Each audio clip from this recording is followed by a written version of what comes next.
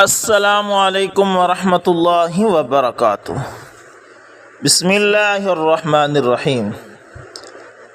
دوستو، حضرت مولانا تاج محمود رحمۃ اللہ تعالی، سید عطا اللہ شاہ بخاری رحمۃ اللہ تعالی کے قافلہ احرار کے جان باز سپاہی، تحریک ختم نبوت کے مدبر جرنیل اور عالمی مجلس تحفظ ختم نبوت کے مرکزی قائد و رہنما تھے۔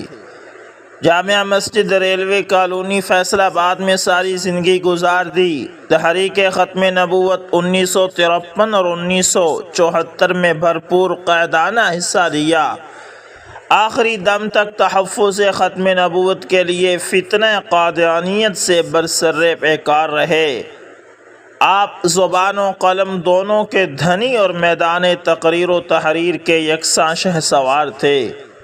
وہ بڑی خوبصورت علمی، انکشافاتی اور شعلہ بار تقریر کرتے، جس سے بزدل دشمنوں کے دل دہل جاتے۔ ایک دفعہ آپ سے عرض کیا گیا کہ آپ دل کے مریض ہیں، آپ تقریر میں اس قدر جذباتی نہ ہوا کریں، اس طرح آپ کے دل کی بیماری کا خطرہ لاحق ہو جائے گا۔ آپ مسکرا کر فرما دیتے، چھوڑو جی، ایک دل ہی تو ہے ہم فقیروں کے پاس، یہ بھی اگر اپنے آقا و مولا حضرت محمد مصطفیٰ صلی اللہ علیہ وسلم کے ختم نبوت پر نثار نہ کیا تو کیا کمایا۔ ہونے دو جو ہوتا ہے، ہم محمد صلی اللہ علیہ وسلم کے دشمنوں کے ساتھ مرتے دم تک جہاد جاری رکھیں گے۔ اور پھر ایک دنیا گواہ ہے کہ یہ صرف زبان تک محدود نہیں بلکہ آپ نے کر کے دکھایا۔ تحریک ختم نبوت 1953 کے دوران میں جب مولانا تاج محمود جامع مسجد کچہری بازار فیصل آباد میں شمع رسالت کے پروانوں کے ایک جمع غفیر سے قادیانی گروہ اور اس کے کفریہ عقائد و عزائم کے تحفظ اور سرپرستی کے لیے حکومت وقت کی طرف سے کیے گئے اقدامات کے خلاف لوگوں کو سیول نافرمانی کی ترغیب دے رہے تھے، تو مولانا تاج محمود رحمۃ اللہ تعالی کے دل کی گہرائیوں سے نکلنے والی یہ آواز مسجد کی سیڑھیوں کے نزدیک کھڑی ایک خاتون بھی ہمتن گوش ہو کر سن رہی تھی۔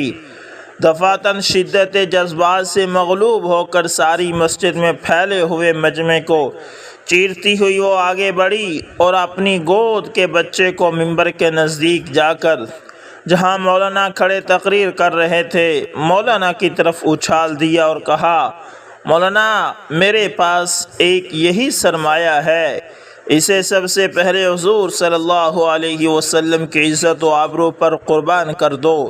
یہ کہہ کر وہ عورت الٹے پاؤں بہر کی طرف چل پڑی۔ اس منظر کو دیکھ کر سارا مجمع دھاڑے مار مار کر رونے لگا۔ خود مولانا کی آواز گلوگیر اور روندی ہوئی تھی۔ انہوں نے لوگوں سے کہا کہ لوگو، اس بی بی کو جانے نہ دینا، اسے بلاؤ۔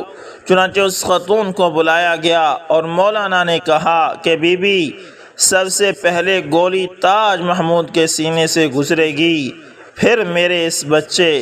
اپنے قدموں میں بیٹھے اپنے چھوٹے سے اکلوتے بیٹے طارق محمود کی طرف اشارہ کرتے ہوئے فرمایا کہ پھر میرے اس بچے کے سینے سے، پھر اس مجمع کے تمام افراد گولیاں کھائیں گے، اور جب یہ سب قربان ہو جائیں تو اپنے اس بچے کو لے آنا اور اللہ کے پیارے نبی صلی اللہ علیہ وسلم کی عزت پر قربان کر دینا۔ یہ کہا اور وہ بچہ اس عورت کے حوالے کر دیا۔ مولانا تاج محمود کی وفات کے بعد بعض صلحاء کو بشارتیں ہوئیں۔ ایک صاحب نے دیکھا کہ مولانا بہت خوبصورت کپڑوں میں ہیں، پوچھا کیسے گزری؟ فرمایا معاملہ تو بہت سخت تھا، مگر میرے ہاتھ پر ایک شخص قادیانیت سے تائب ہو کر مسلمان ہوا تھا، اس کی برکت سے بخشش ہو گئی۔ اللہ اکبر۔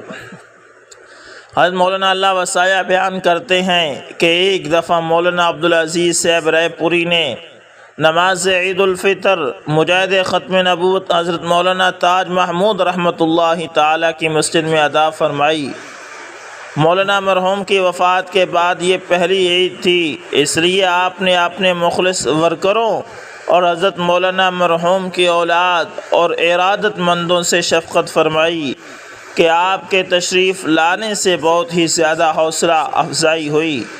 مولانا مرحوم کے صاحبزادے طارق محمود اور مولانا فقیر محمد صاحب نے حضرت سے درخواست کی کہ آپ مولانا تاج محمود صاحب کی بیٹھک میں تشریف لے چلیں۔ فرمایا نہیں، میں مولانا کے پاس ہی بیٹھوں گا۔ یہ فرما کر حضرت مولانا تاج محمود صاحب کی قبر مبارک پر تشریف لائے۔ دیر تک کچھ پڑھتے رہے۔ مراقبہ کی حالت آپ پر طاری تھی، مگر کیا مجال کہ کسی کو کچھ محسوس ہو کہ آپ پر کیا کیفیت ہے۔ یعنی صاحب کرامت اور کشف ہونے کے باوجود اخفاء اتنا ہوتا ہے کہ کیا مجال ہے کہ کسی کو کچھ علم ہو کہ یہ بھی کچھ ہے۔ دعا فرمائی چل دیے۔ بعد میں فقیر اپنی گرامی قدر مخدوم جناب محمد اقبال صاحب کے ہمراہ حضرت کی رہائش گاہ پر حاضر ہوا۔ دست بوسی کے بعد بیٹھتے ہی ہمارے دل میں خیال آیا کہ حضرت سے پوچھوں کہ میرے محسن مولانا تاج محمود صاحب کا کیا حال ہے۔ حضرت کا احترام اور مزاج مانے رہا، مگر دل میں یہ خیال بار بار آیا کہ پوچھ لینے میں کیا حرج ہے۔ میری اس قلبی کیفیت کو اللہ رب العزت نے آپ پر منکشف فرما دیا۔ فوراً میری طرف نظر شفقت فرمائی اور فرمایا، مولانا تاج محمود جنت الفردوس میں مزے لوٹ رہے ہیں، اور یہ سب کچھ تحفظ ختم نبوت کا صلہ ہے۔ اللہ اکبر، اللہ اکبر۔ دوستو، تحفظ ختم نبوت کے لیے کام کرتے رہیں۔ دوستو، اسی طرح اختر شعرانی کے بارے میں بھی آپ کو بتاتا چلوں۔ دوستو، ہمارے ہاں کے تو رندان بلا نوش کا بھی حال یہ ہے کہ شراب کی ساری سرمستیاں اور نشے کی تمام مدہوشیاں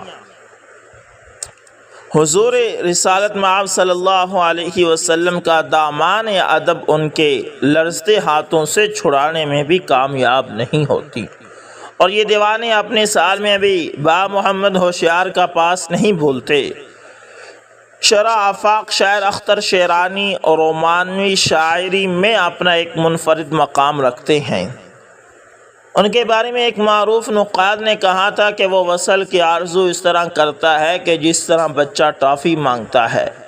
مجاہد ختم نبوت آغا شورش کاشمیری رحمۃ اللہ تعالی فرماتے ہیں کہ عرب ہوٹل میں ایک دفعہ بعض کمیونسٹ نوجوانوں نے جو بلا کے ذہین تھے اختر شعرانی سے مختلف موضوعات پر بحث چھیڑ دی۔ وہ اس وقت تک شراب کی 2 بوتلیں چڑھا چکے تھے اور ہوش قائم نہ تھے۔ تمام بدن پر راشہ طاری تھا، حتیٰ کہ الفاظ ٹوٹ ٹوٹ کر زبان سے نکل رہے تھے۔ ادھر آنا کا شروع سے یہ حال تھا کہ اپنے سوا کسی کو نہیں مانتے تھے۔ یعنی کیا سوال زیر بحث تھا؟ فرمایا، مسلمانوں میں 3 شخص اب تک ایسے پیدا ہوئے ہیں جو ہر اعتبار سے جینیس بھی ہیں اور کامل الفن بھی۔ پہلے ابو الفضل، دوسرے اسد اللہ خان غالب، تیسرے ابو الکلام آزاد۔ شاعر و شاذ ہی کسی کو مانتے تھے۔ ہم عصر شعراء میں جو واقعی شاعر تھا اسے بھی اپنے سے کمتر خیال کرتے تھے۔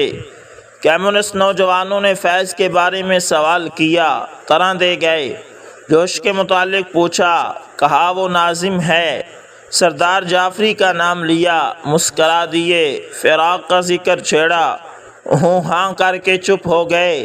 سیر لدھیانوی کی بات کی، سامنے بیٹھا تھا، فرمایا مشق کرنے دو۔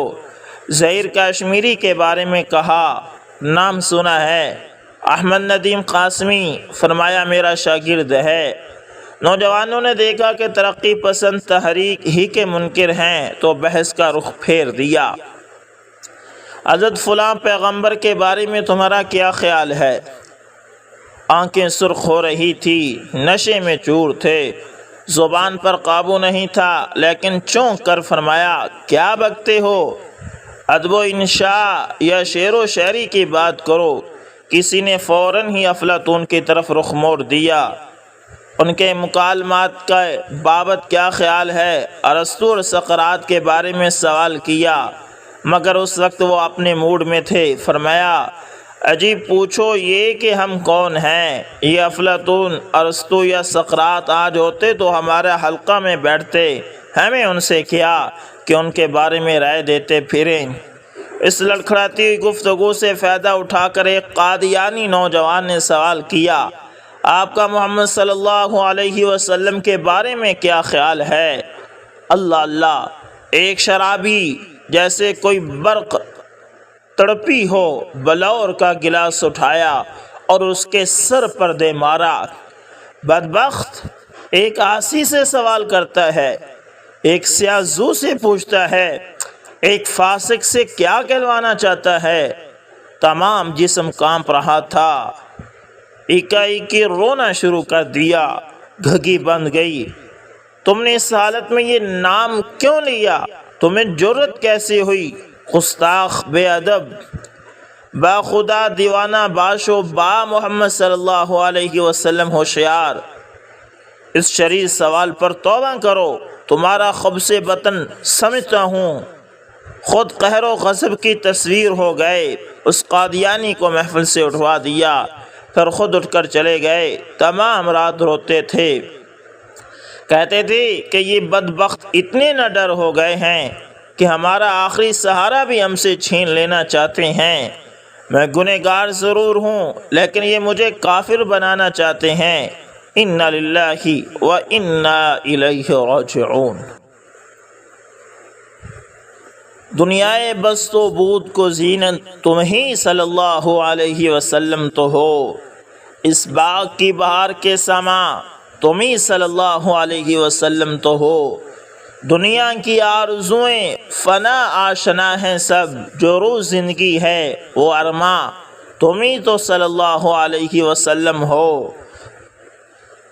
صبح ازل سے شام ابد تک جس کا نور وہ جلوہ زار حسن درخشاں تم ہی صلی اللہ علیہ وسلم تو ہو۔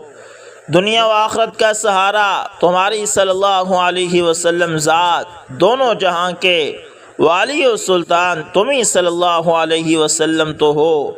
اختر کو بے نوائی دنیا کی فکر کیا، سما تراز بے سر و سما تم ہی تو صلی اللہ علیہ وسلم تو ہو۔ تو امید کرتا ہوں ویڈیو اچھی لگی ہوگی، پسند ہے تو لائک شیئر کریں۔ ملتے ہیں کسی نیکسٹ اچھی سی ویڈیو کے اندر۔ اللہ حافظ۔